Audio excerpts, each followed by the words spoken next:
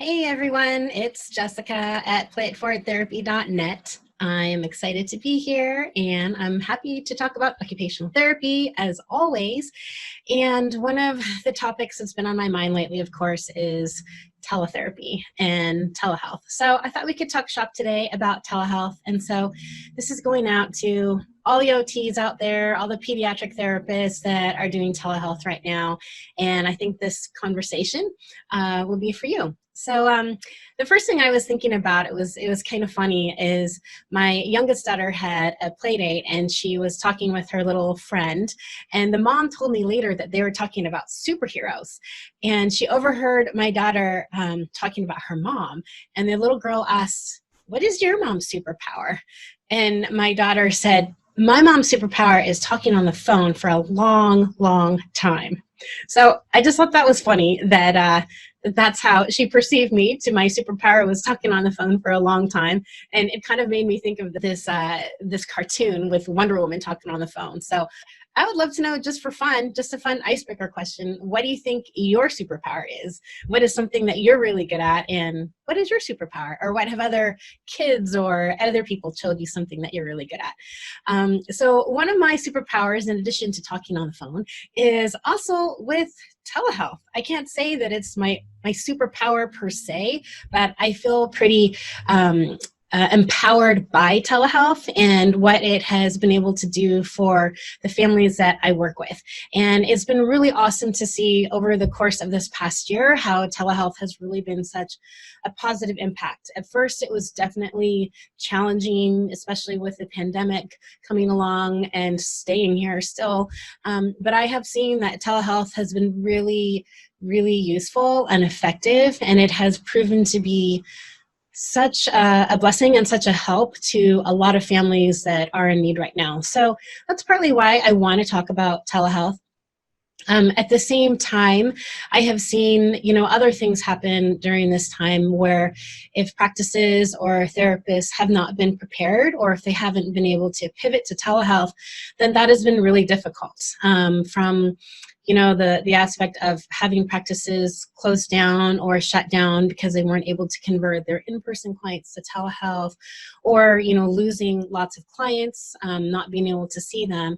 And so that actually really made me feel like, I have been able to do this because I've been looking into it since 2016. And my team and I, we've been doing lots of telehealth. Probably we see over like 750 sessions a month, a hybrid combination of telehealth and in person. And so I think we figured out what has worked well. I can't say that it was an easy path to get there. And I think there are definitely challenges that come with learning a new skill set. And telehealth is huge. I mean, it's a huge task to take on. And so I want to pause though, and I want to commend all of you who are doing telehealth and who have dove right in. That I just commend you for, being courageous, being open, being flexible, and trying something new. And I hope that you also have seen some benefits. So if you feel like that you've seen some benefits, and if you have some wins with telehealth, I would love to know. And I would love for you to share them with the rest of the group. So feel free to post in the comments if you've had any great wins with telehealth, and any successes that you want to share. So for today's topic, I thought I would talk about what I call the 4 P's of telehealth. And the 4 P's are: number 1, when you're tackling telehealth, is to be prepared. And number 2 is to practice. And number 3 is there's some perks to telehealth. So I'd like to talk more about what those perks are. And number 4, what are some of the problems that arise with telehealth? So when it comes to starting out with something new, or learning any type of clinical skill, or even going back to when you were a student and you were learning about occupational therapy in general, there is a big learning curve. And telehealth is a big learning curve, and it's new for a lot of us. It's not really new necessarily to the profession, and it's not really new to medicine. It has been around for quite some time. I think because of the current circumstances, it's just been really pushed to accelerate because of our current pandemic situation. But telehealth is also here to stay. So regardless of the pandemic or not, I think that we are seeing a lot of great gains in telehealth, and especially AOTA, APTA, and ASHA, they are all collaborating and they're working with individual states, boards, to be able to have an interstate licensure compact. So you can see from another post that I posted just some information about this licensure compact. But what that basically means is that OTs, PTs, SLPs, instead of having to get a separate license out of state, you can apply for an interstate license with any participating states that are participating. And so that would allow you to be able to transcend borders, to be able to transcend state borders. So if I wanted to see somebody in a state that was participating with this compact, that would really expand my reach. And I think that's really exciting that the rehab professions are looking into this. And it also expands opportunities for telehealth, because how else would you see people out of state if you weren't doing telehealth? Granted, there are some situations where you might be on a border town and your client or your student might live 5 miles across the border, but in a lot of cases, it can really expand the reach of occupational therapy, and it can really expand the impact. So knowing this, that telehealth is here to stay, the first P is to be prepared. So when I think about preparation, I think it comes in a couple different forms. So the first thing is being prepared when it comes to the tech. And if you're feeling intimidated by the tech, it definitely takes some preparation, but you can definitely prepare yourself and your families on the other side of the screen and have a really organized way to prepare them to set yourself up for success and to set them up for success as well. The other aspect of preparation when it comes to telehealth is your treatment planning and your telehealth activities. So I think, wouldn't it be great to be able to have a digital closet, just a digital library full of all these telehealth activities, and you could get ready for your day. You could think, okay, I have a preschooler, I have a kid in high school, I have a first grader, some are working on handwriting, some are working on sensory processing. Okay, so I know what they need to work on, but wouldn't it be awesome just to be able to know immediately, just thinking about it, what program you would use or what resource you would use? And so that comes with preparation. But I also think to have a really good in-person session, that also comes with preparation. So it's just a matter of, getting all your tools together, getting organized, and being prepared to be able to have that digital closet that you can be ready for any kid on your caseload. And this does take a lot of time. It can take a lot of research. I have been researching resources, and I have different telehealth groups that I've learned a lot of the new resources that are coming out. And there are some really awesome sites and OTs that have developed digital-friendly worksheets and handouts and resources. And so having all of those resources at your fingertips will really help you be prepared when you have your online sessions. The other thing about telehealth and being prepared, I think, is just from the mental standpoint. I think anything new, anything novel, anything that is a huge topic, it can be anxiety provoking. And that is very normal, especially if it's just completely thrown at you all of a sudden.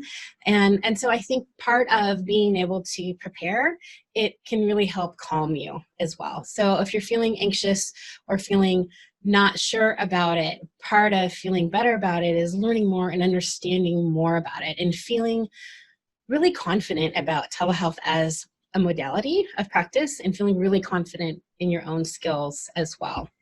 I have talked to a couple of therapists that have reached out to me, and one circumstance was a student who was going to be doing a level 2 fieldwork with telehealth, and she's had no training. So I think some of the students out there, telehealth may be a part of your training or it may not be. It seems like it's variable. Also, just the way that the current situation is businesses and schools are fluctuating. It's kind of a push and pull effect of going hybrid, or it's telehealth and in person, or some schools are going all in person. Some schools are completely online for distance learning. And so that's a variable that you can't necessarily control, we can't necessarily control, but one way we can control it is we can control what we do about it. And that is being prepared and being ready to go. I kind of think of it as like disaster preparedness, like here in Washington, we train and we have like earthquake drills, for example. And of course we don't anticipate an earthquake happening, but at the same time, when it does happen, we want to know what we need to do to stay safe and to be able to survive through it. So that's an example, a big problem example that I can equivocate with telehealth. The second P, after being prepared, is practice. Like I mentioned earlier, it's a huge topic, and there's definitely a learning curve. I mean, if you think back to when you did your field works, it was a couple months, at least 3 months. At least mine was at least 3 months. So I had my book learning, I researched OT, I studied it. And the actual application, though, I needed those field works to feel competent. And I can't say that, as a new grad coming right out of school, I was competent clinically. I needed to go through those field works and that training. And I see that as telehealth. I see training and telehealth as continuing education. For all of us therapists out there, it's going to take more than just turning on Zoom or, turning on Google Meet and, hoping for the best and thinking, okay, I'll just talk my way through it. It really takes a lot of practice, I think, to be able to become really smooth, really competent, and to feel confident. I mean, I know OTs, I know pediatric therapists. They are really good-hearted, down-to-earth, caring, helpful people, and also super responsible and super diligent. And I know that about our profession. And, if you fit into that category, which I'm sure you do, that you want to feel really good about what you're doing. You want to feel good about your sessions, and you want to be able to feel like, that session was really tough, but I did my best and I did a good job and I did everything that I know I could do given the telehealth tools that I have. And so part of that just comes with practice. So if you're feeling, stressed about it or feeling overwhelmed, let me reassure you that it does get better. If you've watched some other people doing telehealth, really skilled clinicians, they make it look easy. I do teach a course called T-School on telehealth, and one of my students' comments was, yeah, it's so easy because, all the videos we watched of you, you didn't have any problem kids. They were all like super easy kids. And I just chuckled to myself because I definitely did not want to, show really problematic behaviors, but I think that therapist had a really good point, that's really important to address sort of some of the problems that come up in telehealth and how you can practice through those and how you can work through those. So for example, I don't know, has this ever happened to you? This has happened to me before. During an online session, you have a kiddo that just has very little attention. And as a matter of fact, if you saw them in the clinic, they would also have very little attention span too. So these are the little ones that just flit around from activity to activity, or maybe you're just working on engagement. You're working on maybe social referencing, just to acknowledge that you're there, to acknowledge that you're present and that you want to interact. And the same thing happens during online sessions. And so the big question is how do you work with those kiddos that have really poor attention span or limited visual attention? Or how do you work with the kids that are fearful? So it's interesting because some of the kids that I had showcased on my training videos, these were some of the problems that they had. I just hadn't shared the earlier sessions. I had shared the sessions where this is a successful session and this is how you can see how it's done. But we definitely did not start there. I've had kiddos that have, whenever I brought out a new activity or whenever I changed the video that we were playing during my online session, the little boy, he would hide behind the curtains. And he liked these videos, but if I changed anything about it, or if I added something new to the routine, he would go hide either under the desk or behind the curtains. And so there's things that happen like that. But when you think about it, these are things that also happen in person. And so it's just a matter of practicing and preparing and knowing when these types of situations happen, what do you do and what do you say? So that's kind of where that practice comes in. The other P of telehealth I wanted to talk about is the perks of telehealth. So I tend to try to look on the bright side, and these are some of the perks of telehealth that I have seen for both therapists, families, and kids. I think it's great to have less travel time. As a matter of fact, I think some of the therapists on my team, they actually really like not having to commute across the bridge every day, and they like not having to, drive home in the dark when it gets super dark here and rainy, in Seattle. So there are definitely conveniences. I've also heard some parents say that, yeah, it's really given me back the gift of time because I have 3 kids and I'm shuttling the back and forth. And this is great because it gives me back the gift of time because I don't have to travel. I had another dad just tell me in the waiting room, and he has been so diligent about OT sessions in person as well as online. And we've gone back to doing some in person. And he said, yeah, I'm really kind of starting to really like telehealth because, from my own perspective, I have to leave work early and I have to leave work and I pick up my son and then I come to OT and then I, run to Fred Meyer and I buy stuff I don't need. And then I come back and pick him up. And by then it's been 3 hours versus Jessica, when you did telehealth, I would just turn the computer on and we were ready to go. So, I mentioned to that dad, well, whatever works best for you. I can do either. I can do in person or I can do telehealth. So we can talk about it. Just give me some advance notice so I know how to prepare for the session. And so, wouldn't it be great to get to the point where you feel like, I can do either way. I can be flexible. I can do either in person or telehealth because you're prepared and you've practiced and you have all of the materials that you need. I think another perk of telehealth that I have noticed as well is just the home environment, being able to have that little window into the child or the student's home life. And sometimes being able to put that child in that context is so enlightening and it makes sense. Or other things come up that you didn't realize were problematic. And what's great about it is that if you're doing an online session, you can work with that family in real time and you can help problem solve.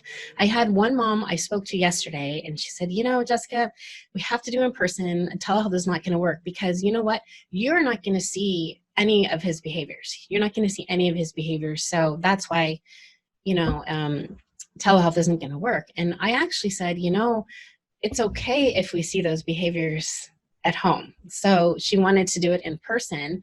And she was, worried about which would be the right fit. And I just told her that, most of the kids that come to the clinic, we don't necessarily see all those behaviors in the clinic, but if we have a window at home, or even if you take a video of a problem that happened earlier in the day, you can share that with us, and we can help problem solve. We've had some kiddos who are really struggling at school or they're struggling at their daycare. And right now we're not doing community visits because of the pandemic. So we are trying to keep our geographic locale, in our clinic bubble, or therapists are working from home. But the beauty of telehealth is asynchronous. So yes, take a video, show me what happens when he has to transition during class, or show me what happens at the snack time table. And then you can view those videos through asynchronous and you can discuss it during the synchronous session. And so that's really real. That is really real. It's meeting the parents, the teachers, where their child is at. And that can't be done if a child is coming into the clinic. So the telehealth, that is the beauty of telehealth, and I think one of the great perks. Another great perk in the home is just really being able to work on ADLs, so activities of daily living, or IADLs, and seeing, okay, this is the environmental setup. I can see, let me see your kitchen table, and being able to consult. We have so many wonderful things as occupational therapists to offer when it comes to environmental modifications and adaptations. And, we're a clever group. We're clever, we're creative. We are able to modify, adapt, and help families really problem solve any types of issues that they might have through telehealth. So I've been able to consult with several families on my caseload when it comes to potty training, when it comes to feeding, when it comes to their workstation setup for doing distance learning. So how can we help your child do better with online learning? How can we set up their work area? So that is definitely a perk of telehealth, I think, for us clinically, as clinicians, to be able to showcase what we're good at, for you to be able to showcase what you're good at. And it's also a perk for the families because you're really meeting them where they're at and you're solving problems that are happening in real time and in real life. The other aspect that I think is a perk of telehealth is home program follow through. So, really being able to coach the parents and be able to help them work through home programs. So rather than just giving them a handout saying, here, do this at home, if you're online with them, you can practice those home programs together. You can see them doing it in their own context. You can see, any obstacles that might come up while they're doing your fine motor exercises or doing core strength exercises. And being able to see that can give you really good insight on how to adapt and how to modify and what the best home program would be for that kiddo. Another perk is a little bit more logistical. So I have found that our arrival rate has been stupendous. I mean, it's been wonderful. So, at first when we really dove into telehealth, I wasn't sure how that would affect attendance. But after doing it for the last several, quarters, our attendance rate and our cancellation rate has been the best it's ever been. So our arrival rate is like 95%. And if we have any cancellations, it's usually, due to a sickness or emergency. But I also think that it really attests to my team's clinical skills is that the families and the kids are definitely seeing those perks. They're definitely seeing the benefits of teletherapy, which is why they keep coming, and why they keep showing up. And, granted, some of the first sessions, they're a little rough, they can definitely be rough. But we always encourage our families just to try it out and see how it goes, knowing that it might take a couple sessions to work out all the kinks and to get comfortable. But the fact that we've been able to maintain such a high arrival rate across my entire team of OTs just shows that it's working and it's working well. The fourth P I wanted to talk about is problems. So we just talked about the positives and the perks of telehealth, but I think it's important to always address the other side of the coin too. And so, what are some of the problems that you have seen come up during your sessions? What are some of the problems that you're worried about, that you have some trepidation about certain situations or clients or problems that you're worried about that will come up in telehealth? So go ahead, you can feel free to comment and write your comments in the comment section, and you will find that you're not alone. And I think sometimes just saying, hey, you know what, I have this issue or I'm having this problem, and just know that you're not alone, that all of us are working through this, and we can also work through it together. So I think one of the first problems is engagement. So in other words, like a lack of engagement. I think that can happen on both sides. I think that can happen in terms of a lack of engagement on our client side, students or parents, they're not really engaged or invested. I also think a lack of engagement, truth be told, can also be with clinicians and the therapists, because when you're online, you got to bring it. You got to bring it, girl. You got to bring it, guy, when it comes to just your affect and how you show up for that session. So if you're not enthused, if you don't have buy-in, if you're not engaged, then your kids are not, and your parents are not going to be engaged. So you have to go about it with, enthusiasm and engagement. It doesn't mean that you need to be, laughy and super happy all the time, but it needs to show engagement, that you're focused and you're engaged and you know what you're doing. And then as far as the parents or the families that aren't really engaged, again, I think if they see value in it, then they'll be more engaged. I wouldn't really blame a parent if they're trying to work from home, if they're trying to, manage their children with online learning. It really has to be worth it, for their time. And so I wouldn't take a lack of engagement personally. I think it's always great to start from a place, at least my personal style is, to start from a place of empathy and just try to figure out what else is going on within that system, within that group, where there might be a lack of engagement. And sometimes we need to reach out to other resources to address the roots of the problem in terms of a lack of engagement. You know, if there's financial crisis going on, or, you know, if the family needs other supports, then, you know, those definitely take priority. But in terms of engagement, if you can show that you can help, you're going to have much more engaged clients. And that also goes for participation as well. I think participation can be a problem, and so it's always important to just set up an expectation. You know, as we know, some of the little kids and younger kids, or, you know, children with cognitive delays, are not going to be able to manage the tech on their own. Some adults and parents have a hard time with the tech. So in terms of the problems with that, you really want to look at a preventative model. And part of that preventative model is being prepared. So how can you prepare your clients for success? How can you help them, you know, manage the technical aspects? How can you help them if there's any troubleshooting that needs to happen? These are all things that my team and I have worked on, and we have systems, and we have handouts, and we have trainings for the parents and families to help them be successful. And that way they're much more engaged in participating because we set them up for success. I talked a little bit about another problem with attention.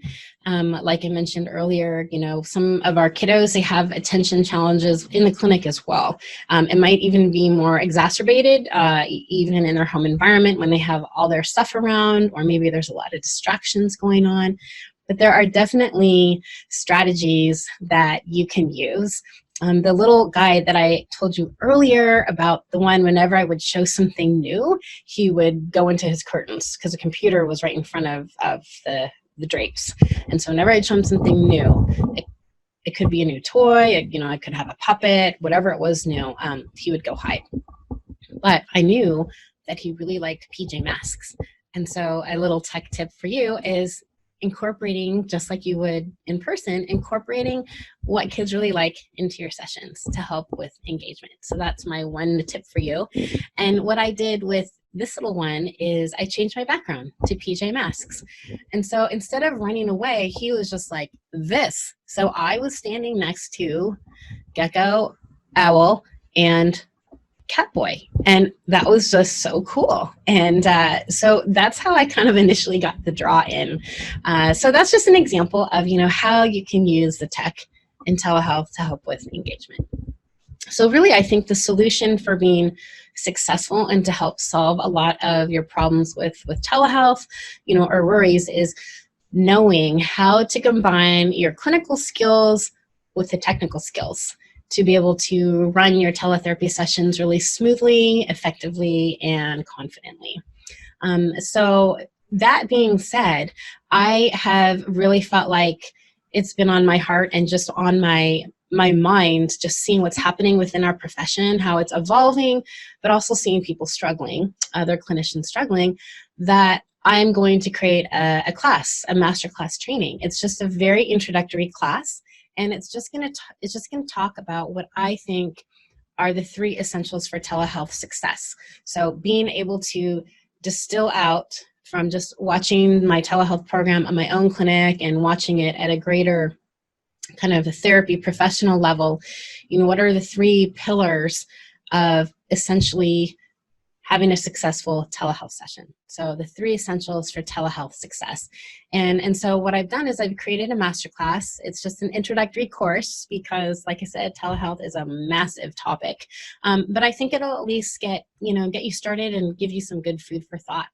And the other reason why I created this masterclass is that I know that, you know, we as a profession, we as occupational therapists, you know, that you want to do your best. You know, you have a heart that is in the right place. You have the creativity, you have the aptitude, you have the education.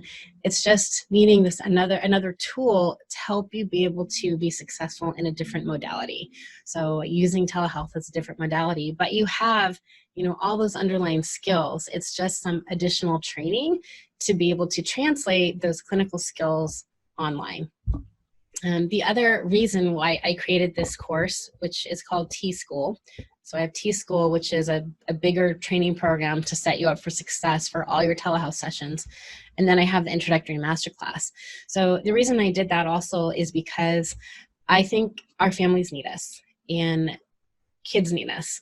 This has been a really tough time. It's been an incredibly tough go for a lot of people, through all walks of life. And it's really profoundly affected children as well and been so incredibly disruptive.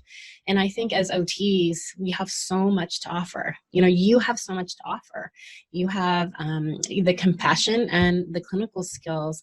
And there is a lot of suffering happening that doesn't need to happen in terms of not getting the therapy that they need.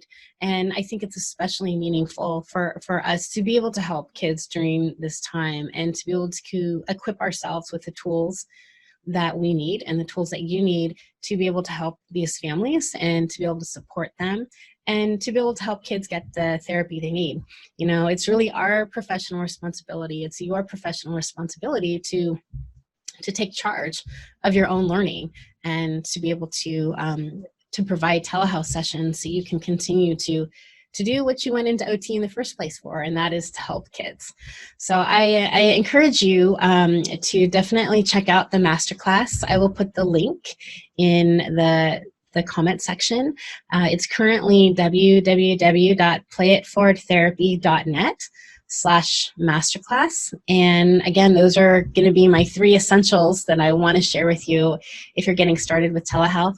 And if you're not getting started with telehealth, and if you've been doing it for a while, I always think it's great to just continuously learn, because you don't know what you don't know, and to hear other people's perspectives on what's worked for them. There's only more that we can add to our toolbox. I don't think there's any such thing as having too many tools in your OT toolbox. So I hope that you can register and that you will find it useful and helpful. And I'm here to support you. I want to be a support to the greater occupational therapy community, because I know that you can do so much change and you can make so many good, positive, great things happen in the lives of the kids that you work with. And if I can help empower you with the tools and the resources that you need to be able to do what you do best, then I want to do that. So, and I'm here to support you. So thanks for tuning in and listening to my thoughts on telehealth. And I look forward to seeing you again soon. I wish you all a great rest of your week, and feel free to tag me or comment in the comments if you have any questions or anything you want to talk about. And don't forget to tell me what your superpower is, because hey, that's fun. All right, everyone, have a really good rest of your week, and I wish you the best with your sessions online and in person.